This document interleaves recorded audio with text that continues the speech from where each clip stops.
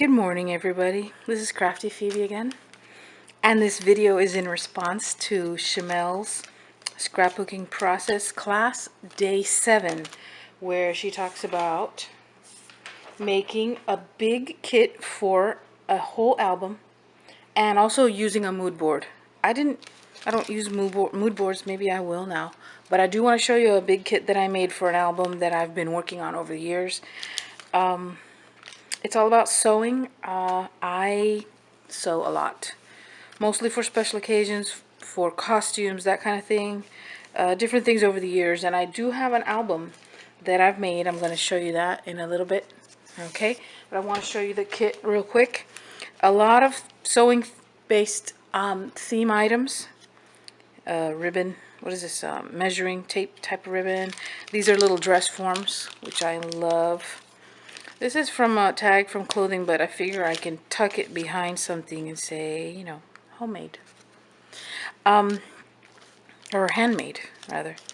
And then I have some tape. I haven't used that yet. It's real cute. This is spools of thread. I might use that. Okay. Just little bits and pieces. I print these digital items, kind of vintage items, and then I'll color them in with marker and I'll distress them and they look real nice. I've used a few and you'll see them in the album. So just a few pieces I have after making my pages. This is a tooth fairy pillow that I made with, you know, cross stitching. I guess I'll put it in the album as well. I'm not sure. Okay, so I did use pattern paper. Not pattern paper, but pattern paper in the album. Just as a little feature item, and I'll show you what I did with that. I do need to make a title page, and here's my journaling for that, and I'm going to call the album My Life in Stitches. And I'm not sure what I'm going to do. I do need to include a picture of my mom, from whom I learned how to sew, and my aunt. My mom learned from her, and I learned from my mom, so I do need to put that in. Another thing that I do is I'll stamp a ruler, and then I'll color this in with markers or with distress inks, and I'll just kind of add it into the album, and you'll see what I do there. So here's some of my paper. I've cut some of these out and made little embellishments with it, and this is just a floral bunch of stickers that I included in my quince page, which is pink. So that worked out. And I have this and a couple of different collections of sewing themed. This is, I believe, die cuts with a view. I think they're my great little scissors, and there's some cute little vintage sewing machines on there, and also have some basic background paper, buttons. This is pebbles, old stuff here. Some graph paper, and there's more of that. And this is my little shoebox. There's a collection kind of scattered about there. This is basic gray. I don't know if you see yoke and sleeve. There's a pattern paper back there, and this one as well. I think this is a set. Yes, Stella Ruby by Basic Gray. Very old stuff, and if I find a year, I will let you know. No, I don't see a year.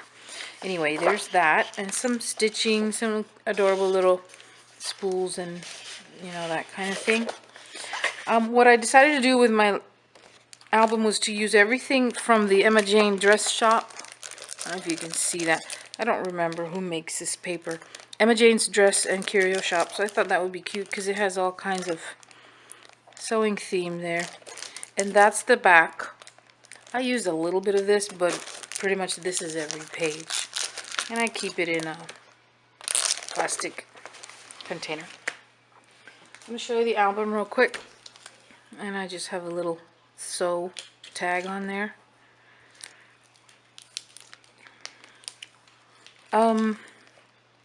There's the paper as my background. It's a bit of vintage. I try to use a dress form on every page.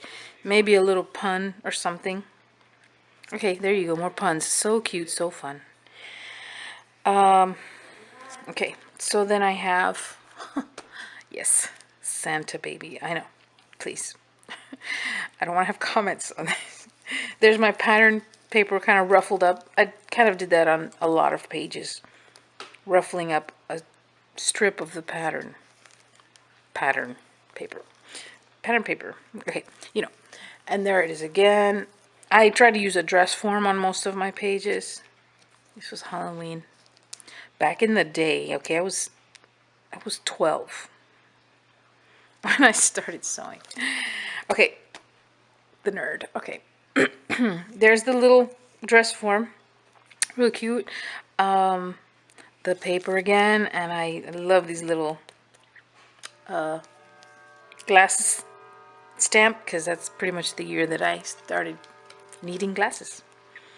Okay, so there's my quince dress. Now my mom made that. I didn't make that, but I wanted to include some of her sewing and some of her projects as well as my own. There's the dress form and that one. I love that page.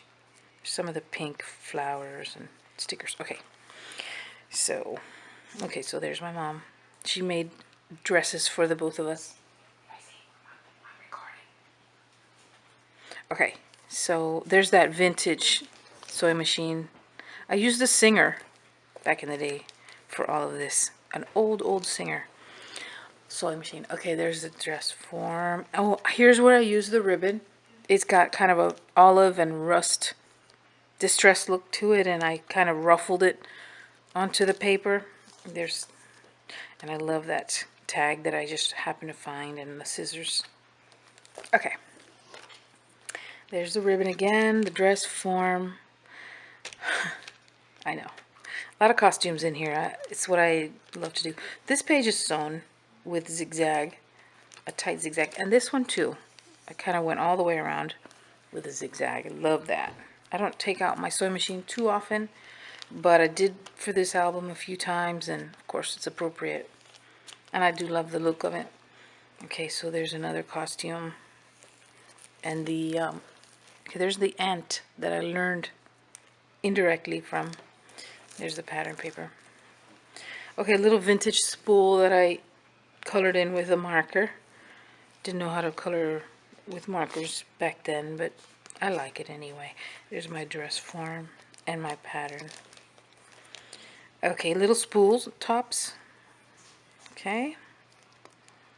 I made those little costumes for my kids. Oh my gosh, good times. Okay, so this was inspired by a book that my daughter had to read. Oh, there's a little mini dress form. Adorable. And so I just saw that, and I just made the dress from that. And she did a whole book report with the presentation and that outfit.